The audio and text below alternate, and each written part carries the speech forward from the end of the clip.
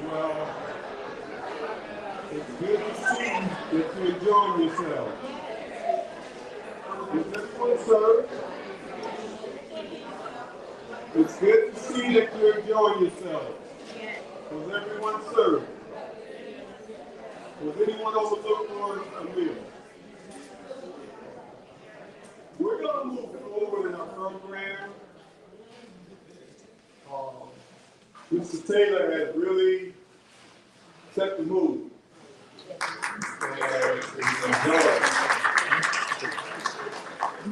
And now we'll continue on with this Mauricio Rowland. Walk off the second side.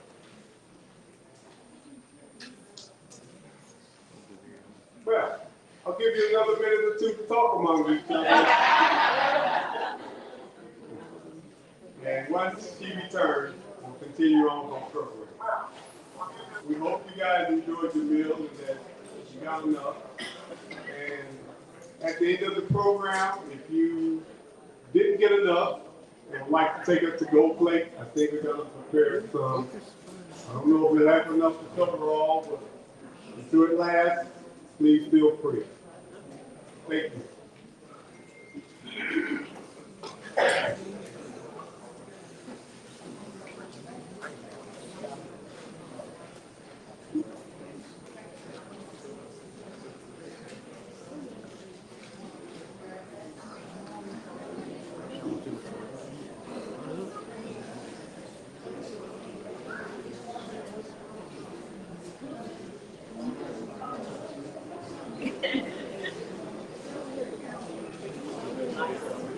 Well, while I wait on Mr. Rowland, once again, I wanted to let you know that we are truly grateful for all of our sponsors. We sold individual tickets, but our sponsors is the reason that this program is what it is. We want to thank you immensely. Can you hear me back there? I see the mic too.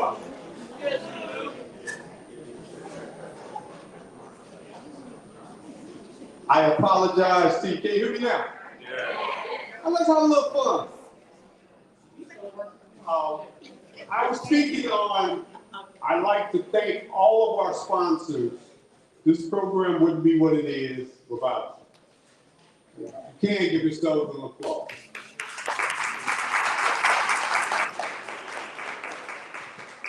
And also, in the event if I don't get an opportunity to thank you individual sponsors personally, I'm doing it from up here. Without you, this program wouldn't exist.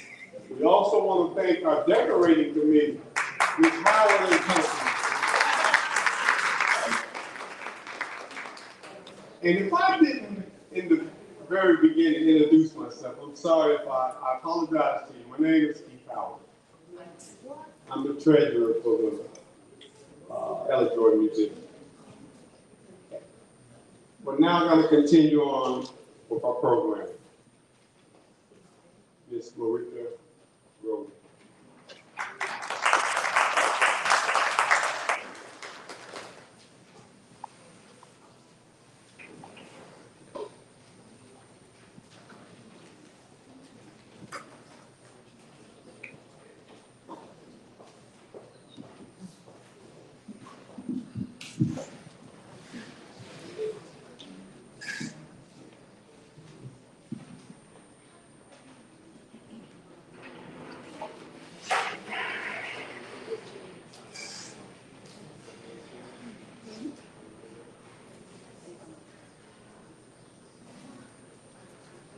Can you all hear that? Yes. Okay, wonderful. So this presentation is called, what's it called? Yes. From Hawkshaw to here. And there are many avenues, many roads that have taken us from Hawkshaw to here, where we are now, the growth of Pensacola, the preservation of our history, And there's a song about one of the ways that we got there. Georgia, Georgia, the whole day, just as sweet and clear as moonlight.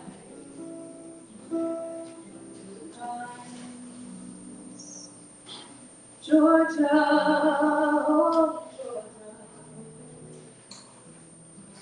no peace I find, just an old sweet song keeps Georgia on my mind.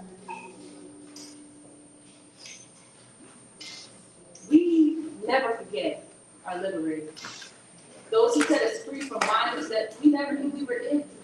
As children, we are not necessarily in bondage, but liberation has to be modeled. We have to see what freedom is. And freedom is information and education, and the ability to comprehend and synthesize. I remember my parents were my first teachers, and I give love to everybody that read to me when I asked them as a toddler. I was little, and I would say, read to me, please read to me, and everybody would indulge because I was cute. I thank God every day for putting me on this earth before smartphones. Does anybody else have that testimony? Thank you, God, there was no documentation. My grandmother was a reader, and she and I would sit in the den with books and magazines. And anytime we went to Padova Mall, which at the time consisted of Gapers and Parisians before Dillard's. If you know, you know. I would ask to go to Walden Books. And this was before Books A Million and Barnes and Noble to see if the Sweet Valley Twins books came out. Now, when we go to University Mall, if we were going to Morrison's, we were going straight through McRae's, right? Of course, we'd stop by the shoes, and then we'd go upstairs and take the elevator through the housewares to the children's dress section. When we would come back down, we would say hello to our people. And if I was going with my daddy, I knew I'd already go and see Miss Georgia. Her gray locks fascinated me. They would have their conversations, and I would mindfully look around, and it was time for us to go. We'd say our goodbyes, but I remained fascinated. And fast forward to the opening, the gathering, it's fast forwarding to my introduction to Black literature. B.B. Moore Campbell, Tina McElroy Ansa, Elin Harris, Alice Walker. I wasn't ready for Mother Morrison just yet, but I definitely snuck and read Terry McMillan under the covers. I'm grown now, you can't look me. Mother Georgia introduced me to the world of Black stories and Black experiences by Black people. Coming from a predominantly white private school, I would walk into the building on East Street and feel my Blackness settle in me, smelling the incense and oils, and we get our church materials from her, circulating our Black dollar in our Black community instead of rushing to the Gospel Lighthouse. So now you can understand why I revere her so much. And I pray that I can honor her and help continue the work that she and her beloved Johnny laid the foundation for here in Pensacola. I hope you will indulge me by honoring one of the most important people in my upbringing. She gave me books. One of her favorite pieces of poetry is Teach Us How to Live by Helen Steiner Rice. To honor her, I've set this to music, and as I honor her, I hope this will bless you as well. I can get my pages together.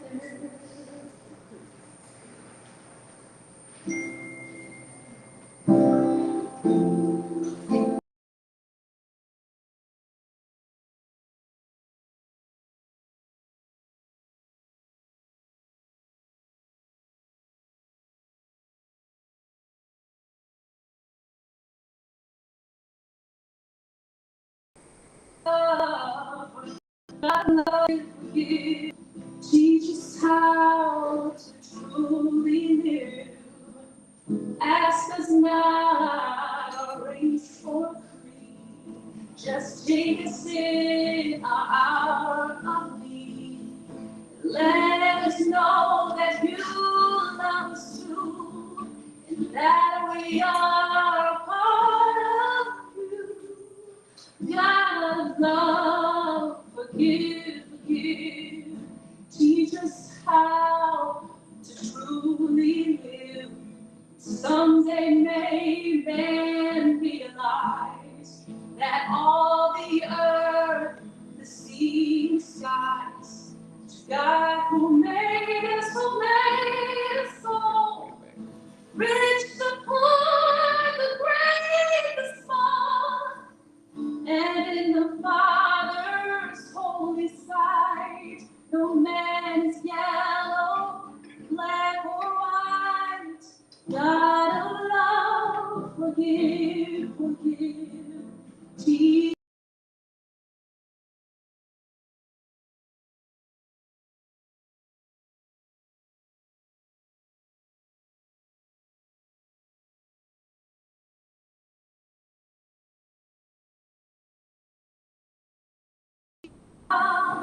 Who worships right other. God of love, forgive, forgive, teach us how to truly live. God of love, forgive, forgive, teach us how to truly live.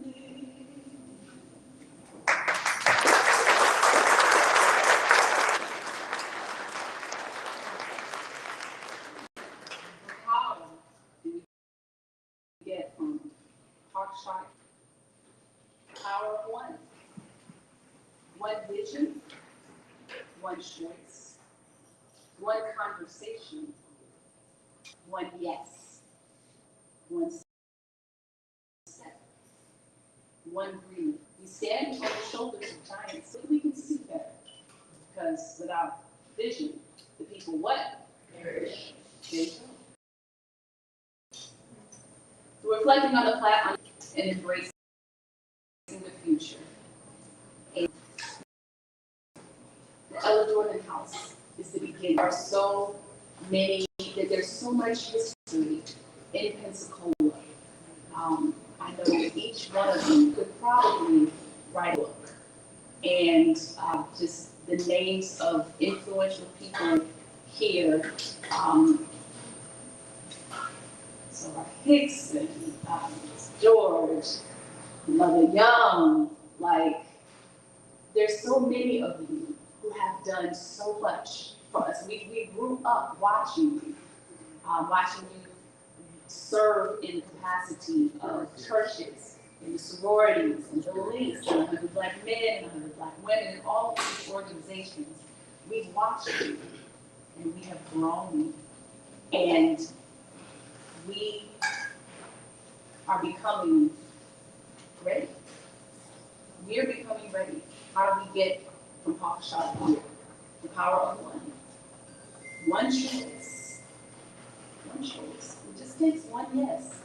One decision to wake up and say, you know what, I'm going to actually follow through. I have a vision. Let me have this one conversation with this one person. And this one person leads to another person, leads to another person. And next thing you know, we have a network of people who are on one accord, with one mind, with one heart, and with one vision.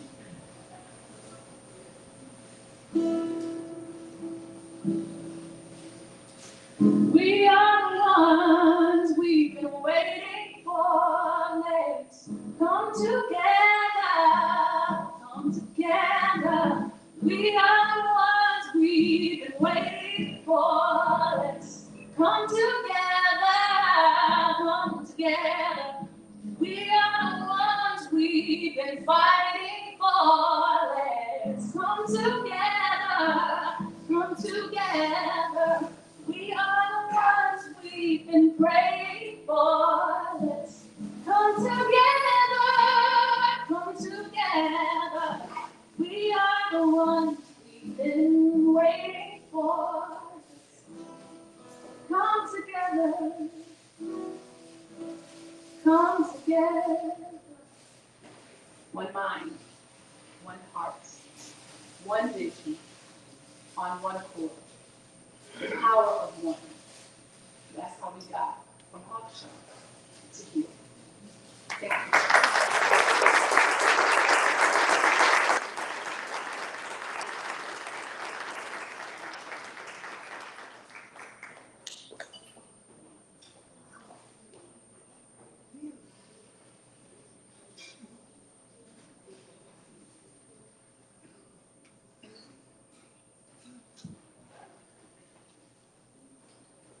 As we move on to our program, we give you great honor and pleasure to introduce the president of the Illinois African American Museum as he introduces our speaker of the hour, Mr. Walter Miller Jr.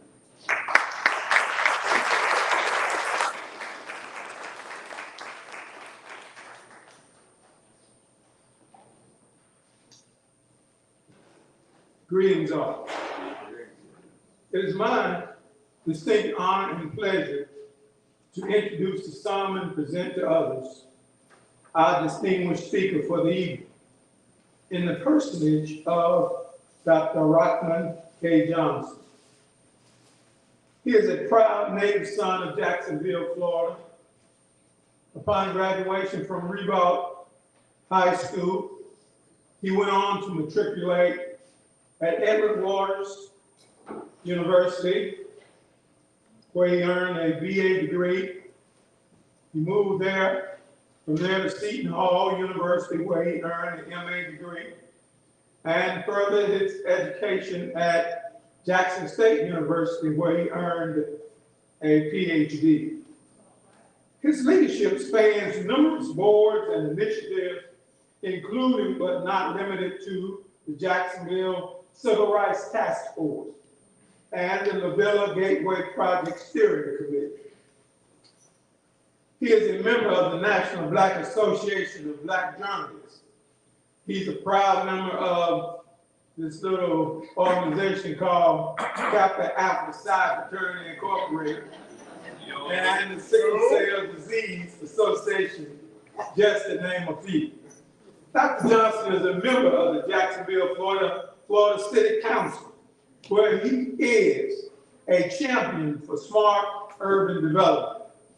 He is also a celebrated writer, authored Living, Loving, Letting Go, and award-winning poetry collection.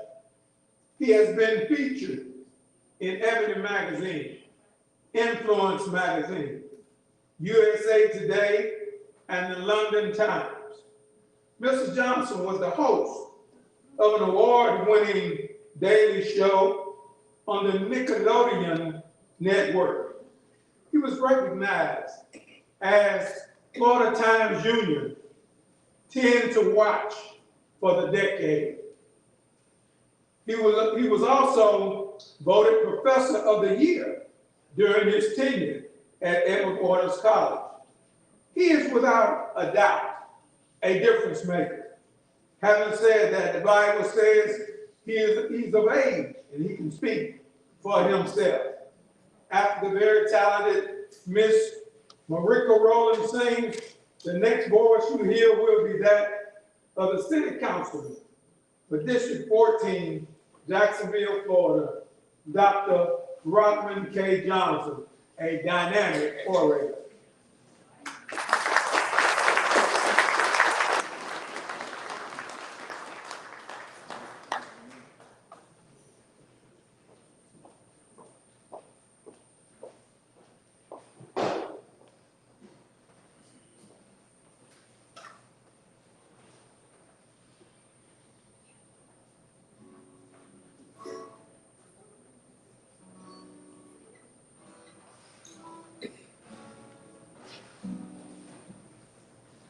This is a song I welcome you to sing along.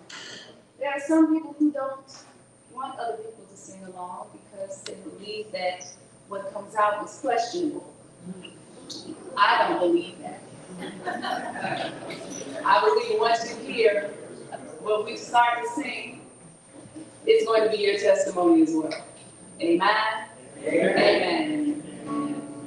God has smiled on me.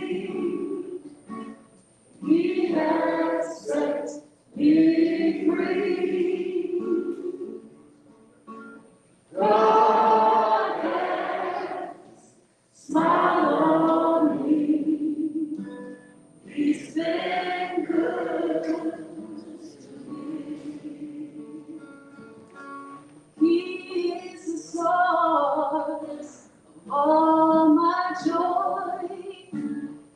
fills me with His love. Everything that I need, He sends it down from above. Everybody sing, God has smiled on me. He has set me free. God has smiled on me. He's been good to me. A light unto my path is He. Without Him I would fall. I don't know what He is to you, but to me He's my all in all. Everybody saying, God has smiled on me. He has set me free.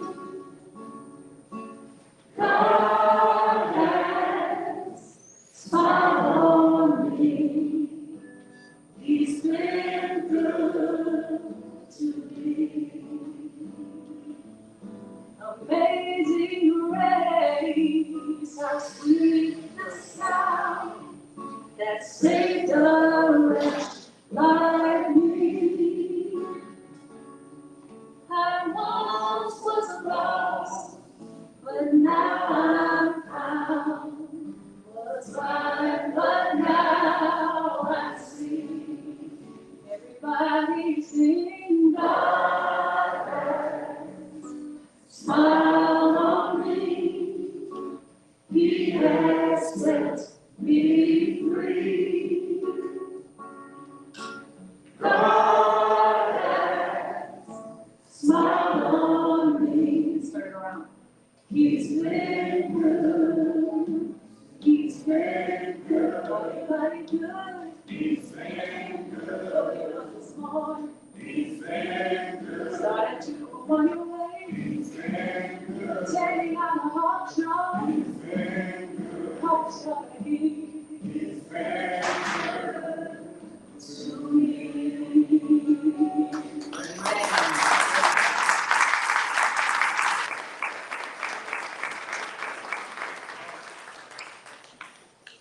I was thinking about our yesterdays and digging through the rubble, and to say the least, some of us went through a heck of a lot of trouble. To say when we looked things up that we wouldn't fare too well and possibly come up with unreliable pictures of ourselves. So I did the research. I wanted to see what was there, and I looked at what had been done so far. I understood all of the things that they said, and I understood that there was more to do, not even driving in a car. Now, the other folk discovered Africa. They named it fair and square. They couldn't be going and telling nobody what to do because, according to them, there was no one there. And then they appointed someone to make everything legal. Didn't need no leases or deeds. They took what they wanted because of sanction, chivalry, and greed. Now, when the natives got restless deep in the jungle, they would call that guerrilla attack. They never decided that these folks had finally got wise and decided that they would fight back. And yes, there were masters of hunting and fishing and love and primitive arts. And yes, there were masters of all of the disciplines, but courtesy came from the heart. Now, there are other examples galore, I assure you, but if it were all left up to me, I'd swear every time, this version ain't mine. That's why it's called his story. I greet you in the Arabic words of peace, Assalamu alaikum. I greet you also in the Hindustani words of greeting, where Mahatma Gandhi and so many other freedom fighters in India worked to ensure that people were able to be seen and valued as they were. Namaste. I greet you in the language that's spoken in South Africa with Nelson Mandela, who was truly a fighter for freedom, justice, and equality, and set the tone for the world. I greet you in their language, Undabo, Nani. I greet you in the language of Japanese, Ohayo gozaimasu. I greet you in Chinese, Ni hao. I greet you in the language that are spoken by our brothers and sisters who are Israeli, the language of Hebrew, Shalom. I greet you in the language that we use in this country in the celebration of Kwanzaa, the language of Kiswahili, Jambo, Habaragani. I greet you in the language that the Yoruba people speak in Central and Western Africa, Fanga, Alafia.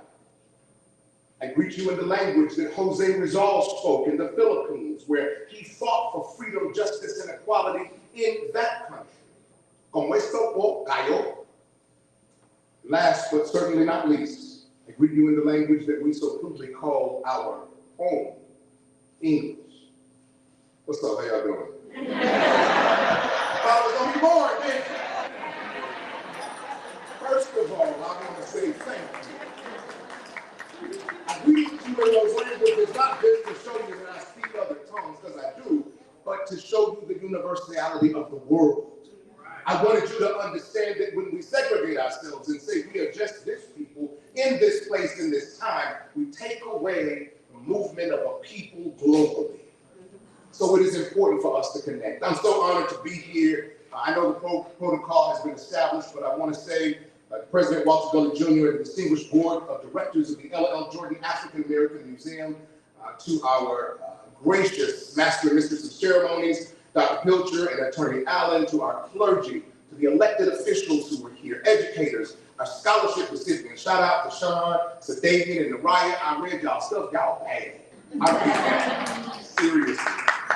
But to everyone here, most importantly, the remarkable, amazing, outstanding people of Pensacola who thought it not robbery to protect history, good evening. Good evening.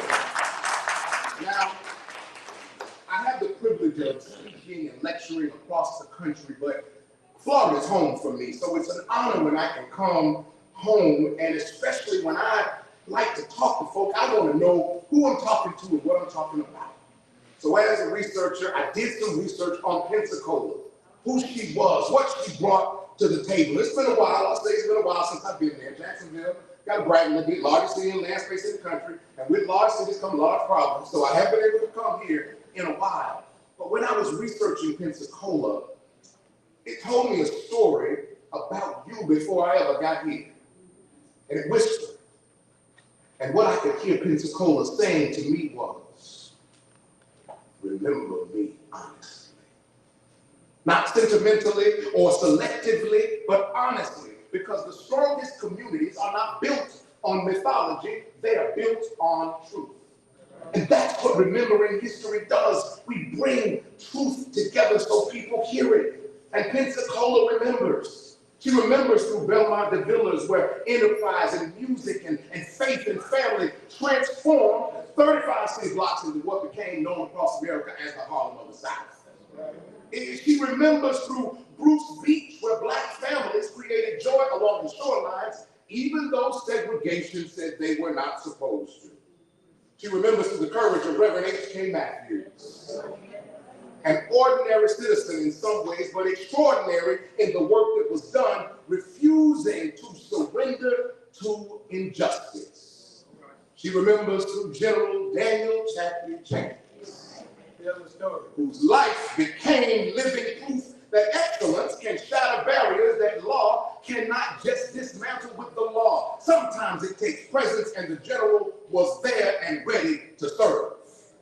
And she remembers most importantly tonight through Ella L. Jordan, whose name reminds us that preserving history itself is an act of leadership. That's what true leading is about.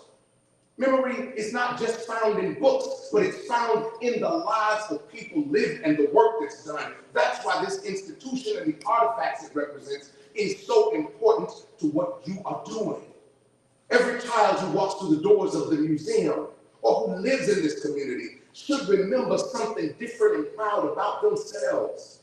You see, in Jacksonville, on the council, one thing I try to remind folks, we got a $2 billion budget, and it sounds like a lot of money. There's a lot of smart folk that serve on the city council with me, but one of the things I remind them is that every dollar you see in that budget is an individual with a story. And those stories, something I spent a lifetime telling as a TV news anchor reporter and writing about and lecturing about, those stories are what changed the world. I find them fascinating, but the beauty is we are all contained in those stories.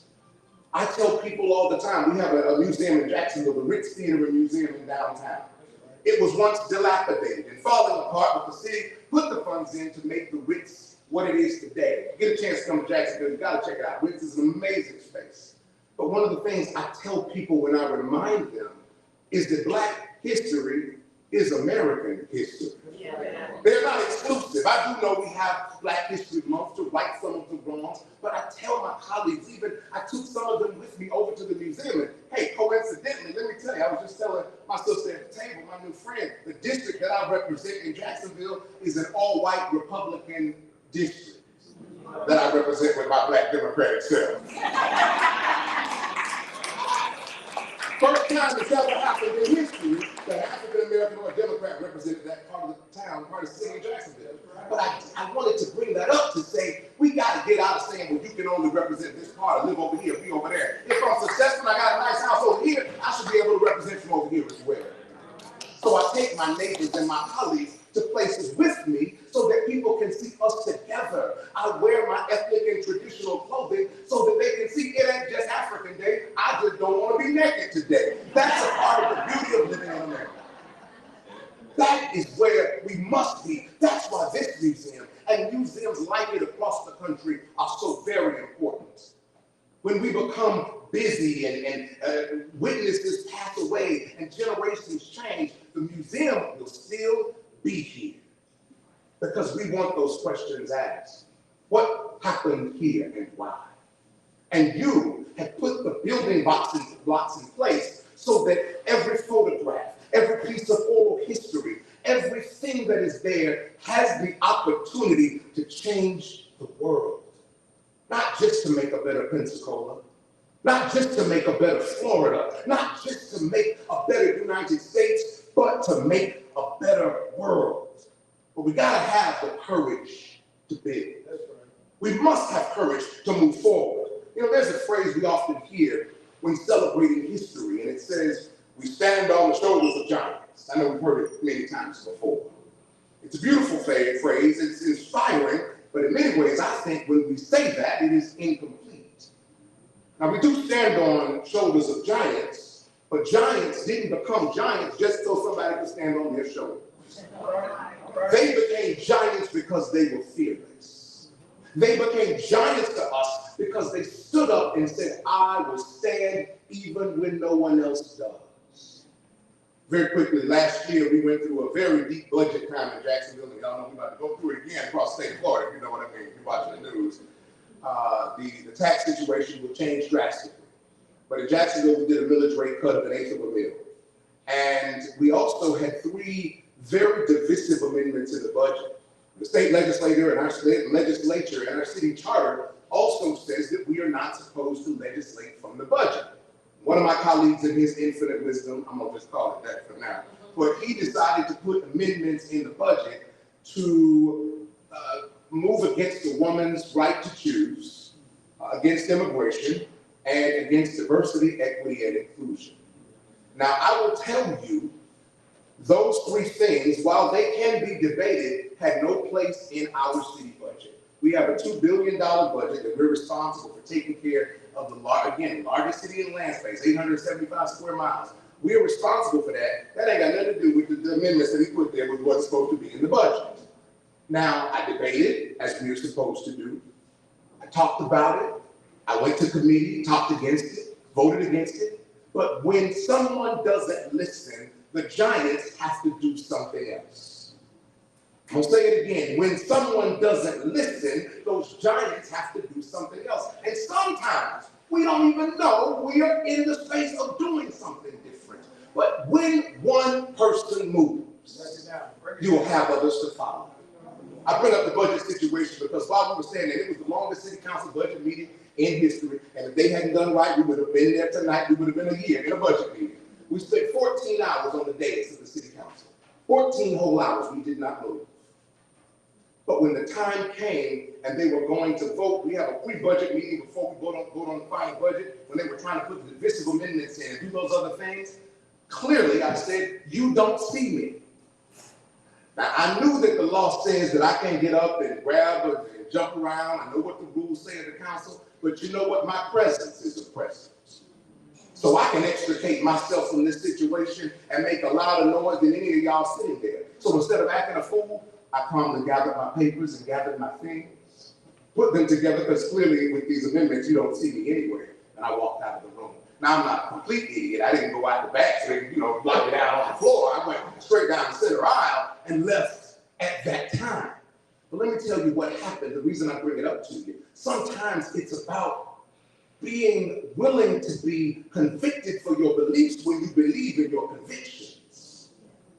As I was walking, I didn't look behind me, because a lot of times I can imagine Rosa Parks, she was sitting on the bus, and I talked to Dr. King's kids, who I know very well, and I had a chance to talk to them. And many of those civil rights leaders I've spoken to, like Andy Young and others, they just did the thing they were supposed to do.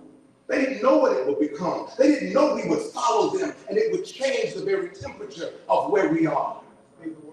But I got up because I felt in my soul, I cannot sit here. If you don't see people, you won't see me. All right. And I walked out, and as I was thinking, I was like, Lord, what the heck did I do? I don't know what the deed is. They're going to have to get me out of jail. All the things are going through my mind. But that didn't matter. At this point, I just had to walk. I did not realize that my other colleagues behind me started walking too. I had to have the courage to get up and walk out, but I couldn't look behind me, because y'all know what happened a lot, right? She looked back and y'all know the story. So I kept walking, and when I got outside, I looked behind me, and some of my colleagues were behind me, and it shut the whole meeting down. Right? And of course, they said to the police, no, but I'm gonna tell you, they shut the whole meeting down. But they sent the police to arrest me, to take me down, and the guy they sent to arrest me was the guy I work out. I like to work out at the weight shop, He was the dude who was my security, but I see him at the gym every morning, and we lift weights together. He's like, man, go on, get that over here. Go on. God will send you what you need when you need it. But the reason I bring that up is because sometimes you have to have the courage. I like to laugh because sometimes that's the only thing you can do to keep from crying. But you gotta have the courage to make a move. When the small, still voice said go, I could have still been sitting there saying, what if I get arrested? What if they say this? What if they say, no, the word was to go. And the news said, did you all plan this? It looked planned when you all got up. And I had to make a little joke. I said, well, there's a thing in the black community, we might not tell you, but I'm gonna let you know a little secret. One black person see the other black person run, they're gonna run too. We'll figure out why we run when we get there. And the news thought it was funny. It's true though, am I right? Why we running when we get there? But what was important was that we had an opportunity to make change. We had an opportunity to make a difference. Those council members who were diverse in other ways, they said they see it too, but somebody had to take the first step. And I look at those step makers that are here, because the decision was made by them even before they probably thought about it. I mentioned Reverend H.K. Matthews, a pastor, a prophet, a strategist, a servant. And a lot of times history remembers those who stand behind the microphones, but communities remember those that stand behind the people. And pastor stood behind people. Faith is not about a hiding place. In faith, one must be perfect in submission to doing the work. If you can do the work, then everything comes about. History also gives us somebody here, Hollis T. Williams, a teacher, a minister, a public servant, thinking about progression, thinking about people. That's the story of leadership that all of us, I can say the names of history, but all of us must become a part of this history with what we do. We have to become those new entrepreneurs and business owners and leaders.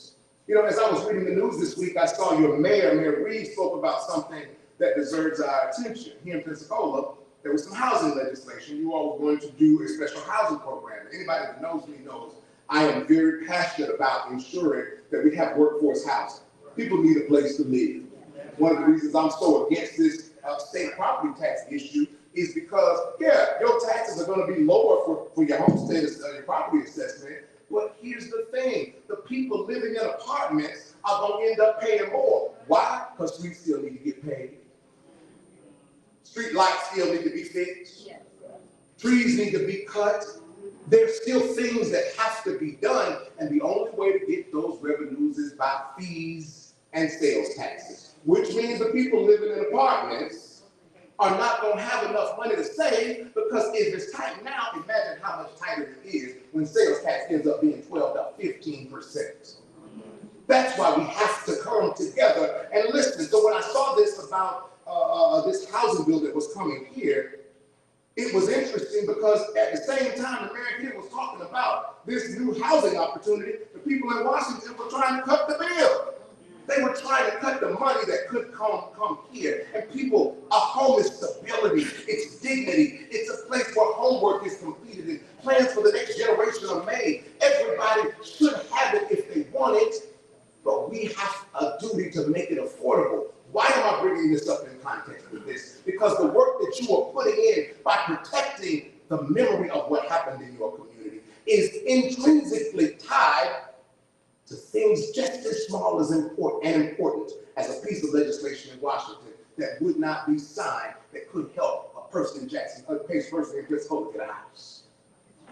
I was sitting in Jacksonville when I first got elected to the council. There was something we have called the Head Start to Homeownership Program.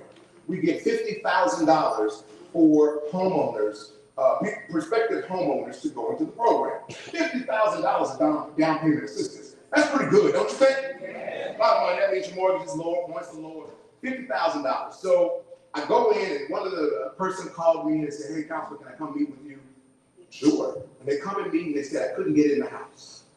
Couldn't do it. They won't let me. So I kept wondering, I kept hearing these calls. So I went over to our division of housing that handles it for the city. And they said, well, we're following the laws of HUD. HUD says that we have to do these things. So me, being a researcher, I said, I'd like to see them. I gathered the laws that they told me they were following, but I researched on my own. That's why you have to trust but what? Verify. So I went and did my own research, got the stuff, put it together, and something did not quite add up. And then they told me, they said, well, Dr. Johnson, this is what HUD mandates. And even though I know my brother here is a member of some little tiny other organization where they have, the little fraternity that you remember, one of my frat brothers was the undersecretary of the Housing and Urban Development Department in Washington. And I'm talking about Alan Williams. You guys might know him. Alan is a new, and he's also a former member of the Florida legislature. But Alan was serving for Congresswoman Marsha Fudge, who became the state HUD secretary. So I called him. I said, you got one? Because he said, we got one. I called him. I said, dude, what's up, man? How can you put this in? This doesn't work. This is not, causing people not to have these home issues. They said, Counselor, what are you talking about? We don't have any rule or law like that. It didn't exist anywhere. And as I began to do more research, I then convened everybody to come to the table, because sometimes it's about communication, right? Sometimes when you're all at the same table, you can get it done. Even though we may not agree, if you're over here and someone else is over there and you're talking back past each other, you can't hear each other. But if you were sitting at the table looking at each other, sometimes it takes that to get things done.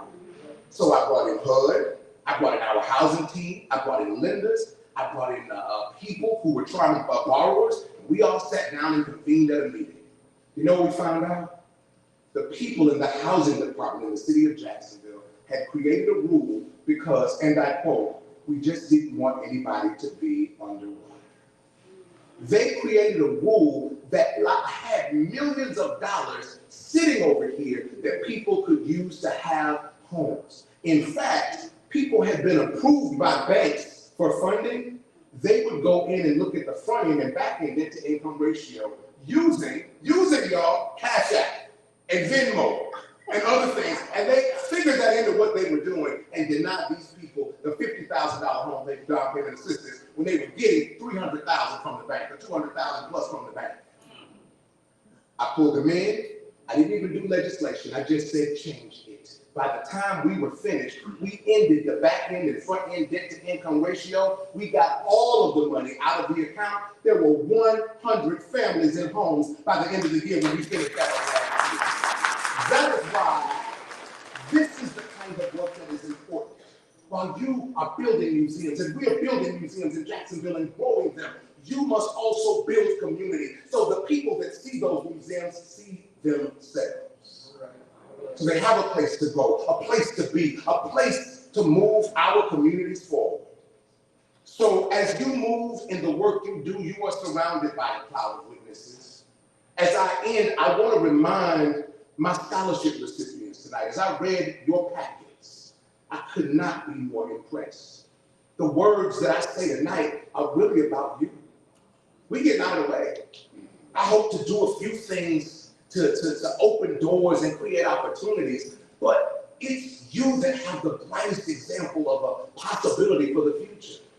You see, the possibility is there, but you must take the opportunity and seize it with everything you do. Each time that you get those amazing test scores I saw, when you take those tests, think about who is riding on your shoulders. You are now the new giants. You are now the ones that will become successful, and when you do, have to reach back so someone can become your successor.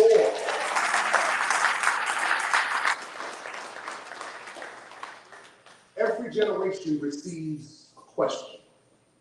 So my question for you is, when you receive your territory, it's rhetorical, but I ask you to keep this in your mind.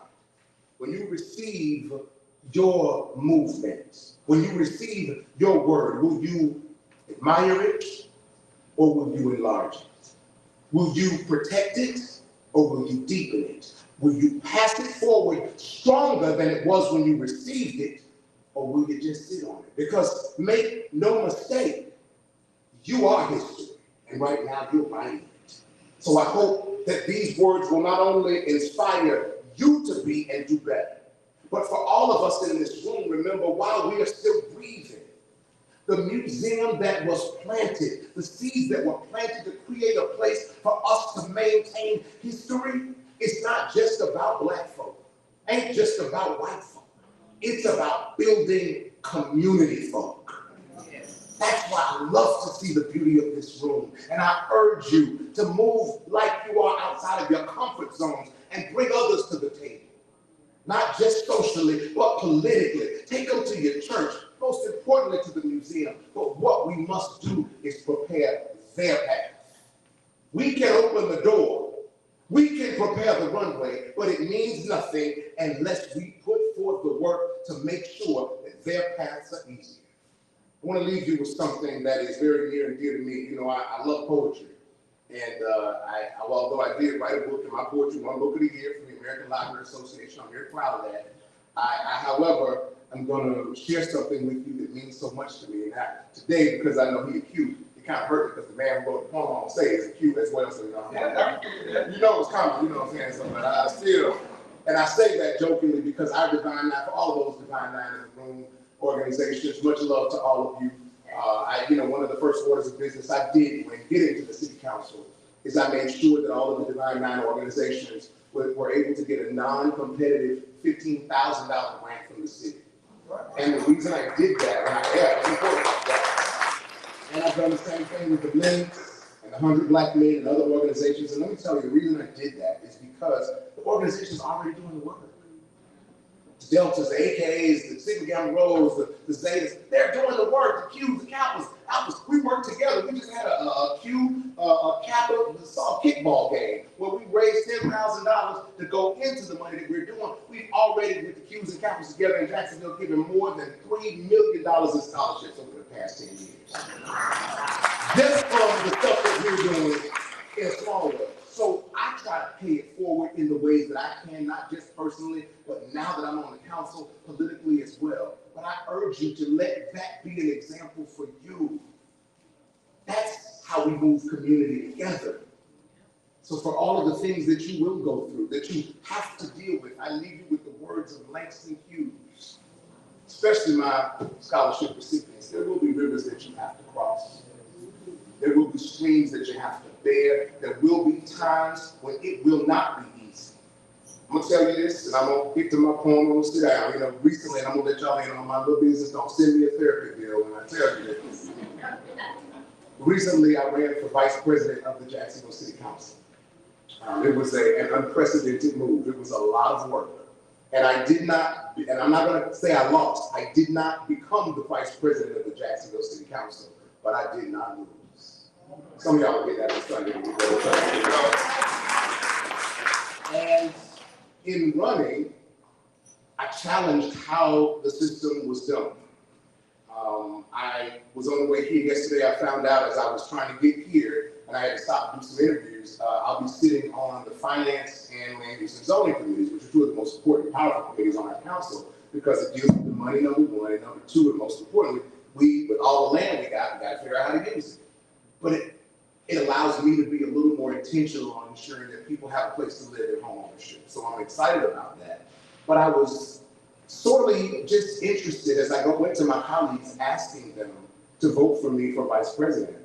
And they told me, and I share this with you, I want you to hear this. I didn't plan to say it, but I'm gonna tell you. All of them told me, you are the best of us. You've done more work than we have. You've created initiatives. I mean, if you look at the records by the numbers, I have more legislation that has been adopted than any freshman in the history of Jacksonville City Council. In history. I have, and I said it because I need to see some love. I'll tell you, I've got 5 degrees, 2 from Edward Waters, 2 from Seton Hall, and 1 from Jackson State. I have more formal education than any member ever in the history of the Jacksonville City Council. Okay? My colleagues looked at me and they said, you know you're supposed to be the vice president, but we can't vote for you. They said that. I'm not saying in a meeting. I'm telling you what people told me face to face. I just asked one of my colleagues, I said, could you just second the nomination? Just second it for me, so at least I can be on the ballot. He said, Dr. Johnson, you know I love you. You know you're my friend. And you know you are the best candidate in the race, but I can't do that. Yesterday morning, when the committee assignments came out, like I said, I've had more legislation passed, and by virtue of how I look, being black, and I'm a super minority on this council, and being a Democrat, it's a mostly Republican council, I shouldn't have got any legislation passed. But I got more than all of them put together passed, because I came with data and information. I was looked over for any committee chairmanships. Didn't get it. Now, I could have taken that as a gut punch, because what it reminded me of is something my grandmother said to me years ago, and I will not tell my son this. Mama said, you have to do twice as much and you only gonna get half. Come on, some of y'all know, I've heard it before. My grandmother said, you gotta do twice as much to get half. And I refused to tell my child that. And even when I heard that I would not get a chairmanship, and even when I saw that my colleagues told me, you are the best and should do this, but I cannot vote for you, I still have work to do. It's not about a leadership position or a chairmanship. It's about what you are doing while you're here. I share that with you because you will hit defeat. It was a gut punch when I put it all on the table and did all the work that they say I'm supposed to do. I did that and then some, and it still ain't good enough. But that ain't your business. Your business is to do the best that you can every time you can, in ways you can, so that you will go. I hope this sharing that with you reminds you that when the rivers come, cross them, but keep moving. Langston said, I've known rivers. I've known rivers as ancient as the world, older than the flow of human blood in human veins. My soul has grown deep like these rivers. I bathed in the Euphrates when dawns were young. I built my hut near the Congo and it lulled me to sleep. I looked upon the Nile and raised the pyramids above it. I heard the saying of Mississippi when Abraham Lincoln went down the North. I seen its muddy bosom turn all golden in the sunset. You see, as the Loans River, you know what I'm talking about, them ancient and industrial rivers. My soul has grown deep like these rivers. God bless you. Thank you.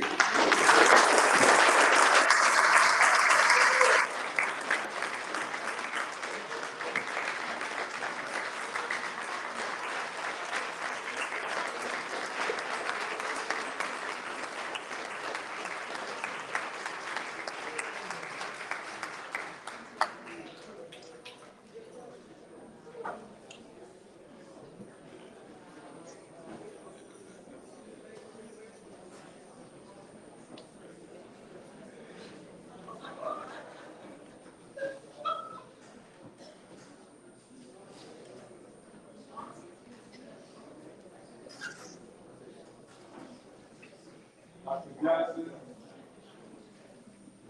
Wonderful.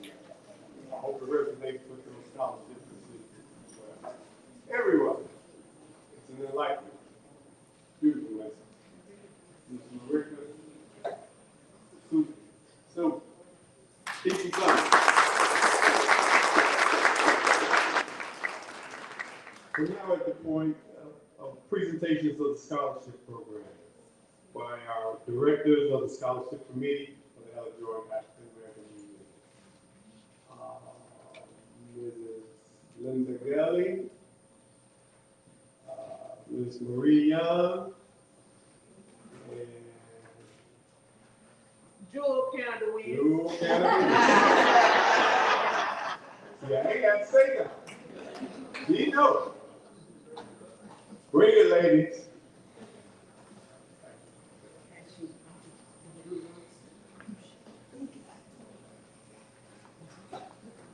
I move to nominate Dr. Johnson for Governor of Florida.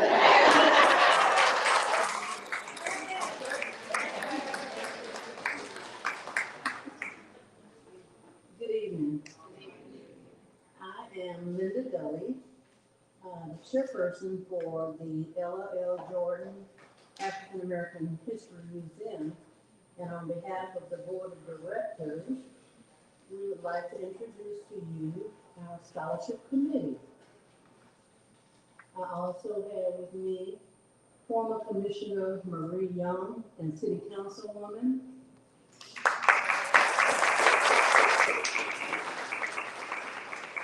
former County Commissioner, City Council, Mrs. Jewel Canada Wynn. Our scorekeeper and tally person is in France, Lila Eubanks, so she's not able to be with us tonight. And now, what we've all been waiting for, the scholarship recipients.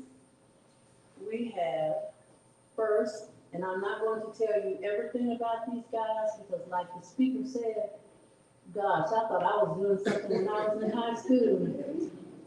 But they are really awesome. The first recipient in alphabetical order is Sedavian Bradley.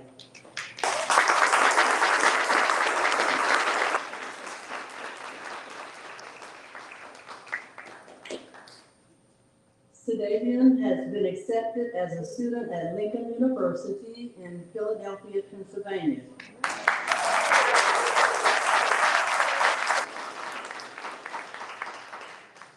In addition to the Ella L. Jordan, Georgia and Johnny Blackman $1,000 scholarship, Sedavian has received numerous scholarships, so many I dare not to mention them. As a youth ministry leader at Greater Little Rock Baptist Church, Ebony Cornish has seen Sedavian grow and mature within their church community. He is a devoted, inspiring young man whose spiritual maturity, humility, and servant's heart make him truly exceptional.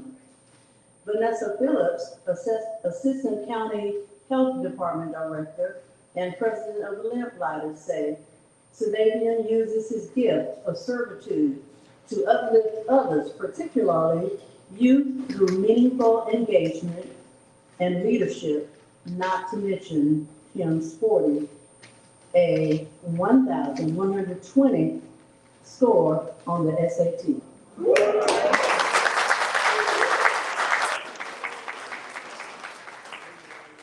Sedavian graduated from Catholic High School.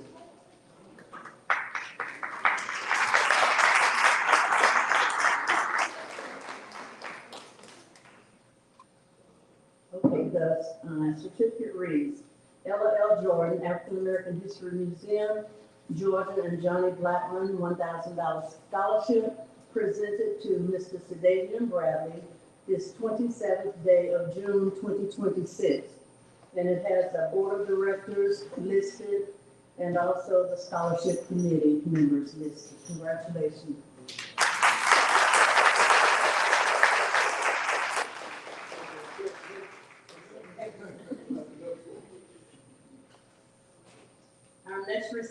is Sean Jackson.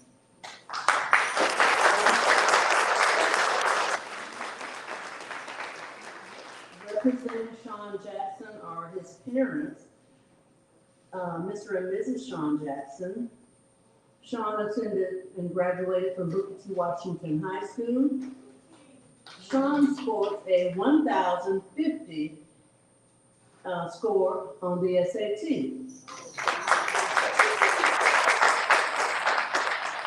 He also scores a 20 on the ACT. The Mechanical Engineering Department at Florida Agricultural and Mechanical University has already chosen Sean to admission for the summer term as a freshman, although he applied for the fall semester.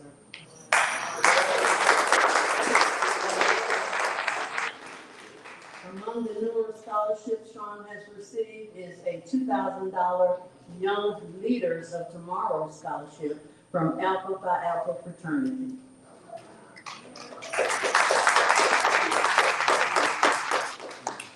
As with all of these applicants, it would take numerous hours for me to tell you about all of their volunteer hours, their jobs, the leadership opportunities that they have had, the various clubs that they have participated in. So all of them are great students. Our next student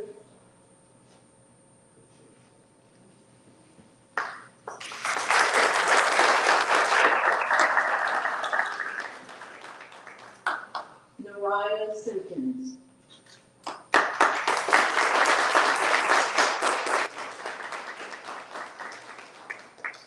Naraya is a graduate of Booker T. Washington High School. She is enrolling in computer information systems, sporting a 21 on the ACT. She has a grade point average of 4.26. Naraya was enrolled in 5 AP courses.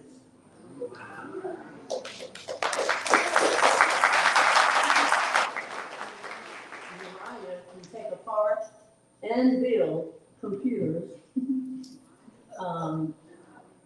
She possesses strong academic and technical skills.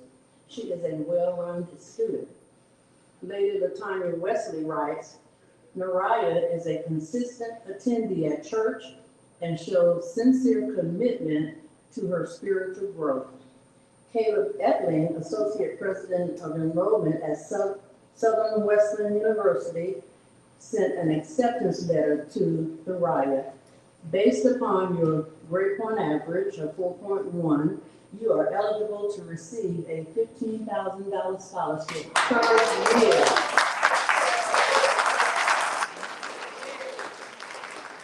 Congratulations to Naraya.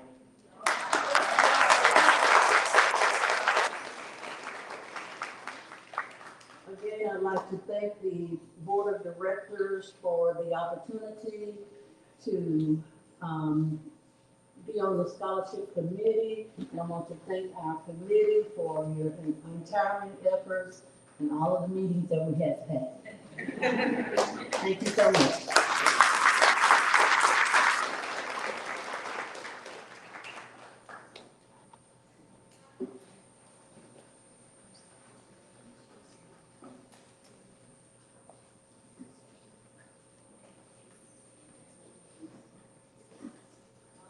I've said enough. Now we'll come to this part of the program where we'll have closing remarks by our president of the Ella Georgia African American Union, Mr. Walter Bell, please.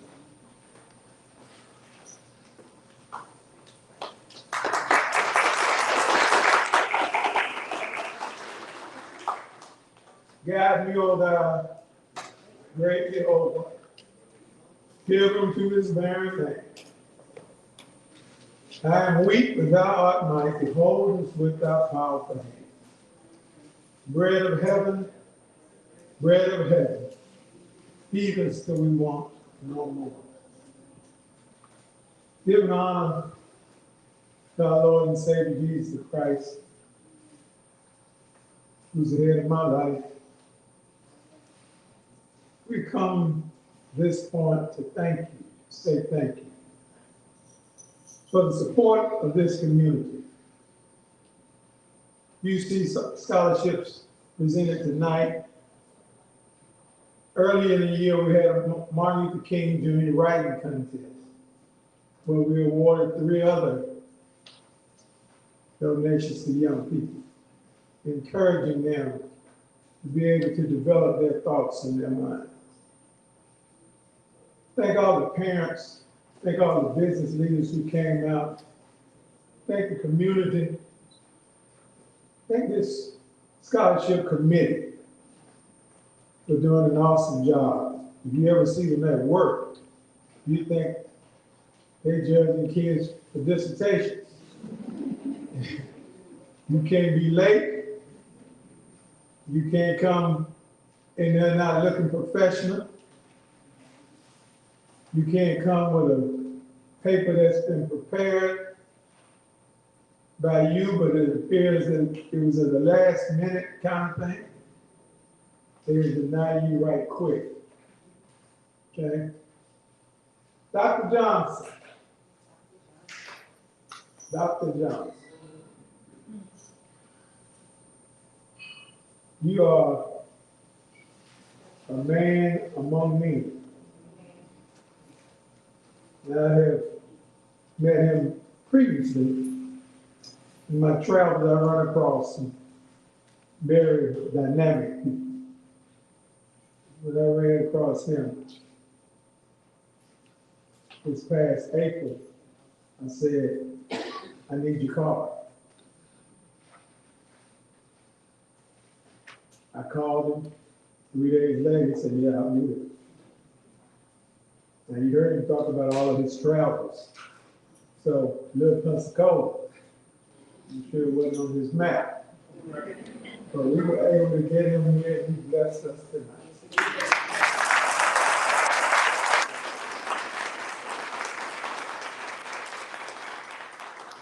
Our decorator, Ms. Howard, did a phenomenal job. Phenomenal job. When I walked in here earlier today, you know, I'm like an old school teacher.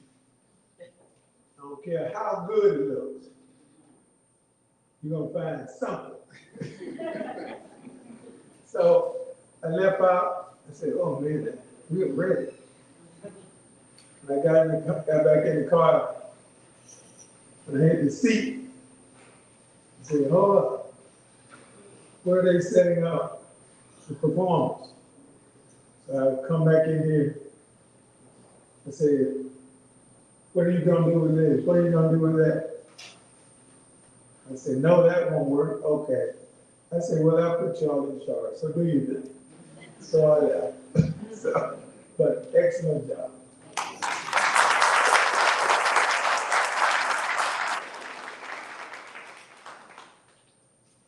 Ms. Rose never fails to answer the call. She travels all over the world, been international, been performing on cruise ships. I mean, just all kinds of gifts and talents in Pensacola. But we are a blessed place. Our caterer. Yes. 2 years in a row, they have outdone themselves. So having said that, again, thank all of you for coming. Thank the board. Our board gets no pay. No pay. And we're open Monday through Thursday, 10 to 2. And we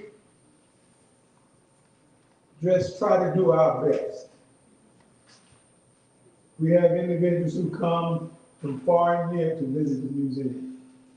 So we thank God for the donations that you make annually, sometimes monthly. We just try to be good stewards of what the Lord has blessed us with. So having said that, pray that all of you have a good evening, drive home safely, and we'll look forward to next year. All right? Put us on next.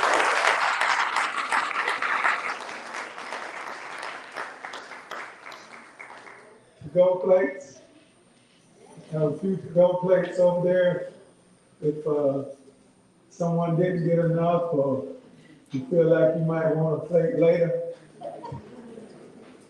Okay, got the picture?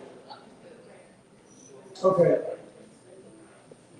All right, on Doc.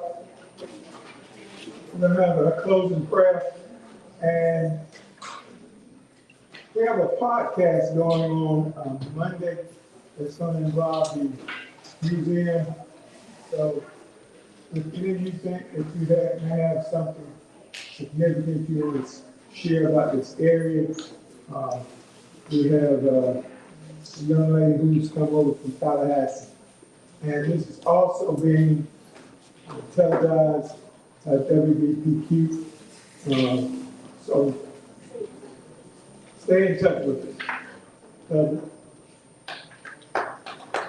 Stand, please. More applause. One other thing. At the end of the program, all the scholarship recipients, as well as the board, themselves, some folks. And the parents. For our closing prayer tonight, I think it's appropriate to utilize a prayer that another Johnson from Jacksonville, who was the organist at the Bethel Institution of Churches, used as the closing stanza of his song, which was a prayer. So let us bow our heads. God of our weary years, God of our silent tears, Thou who hast brought us thus far on the way, Thou who hast by thy might led us into the light, keep us forever in the past we pray. Good night.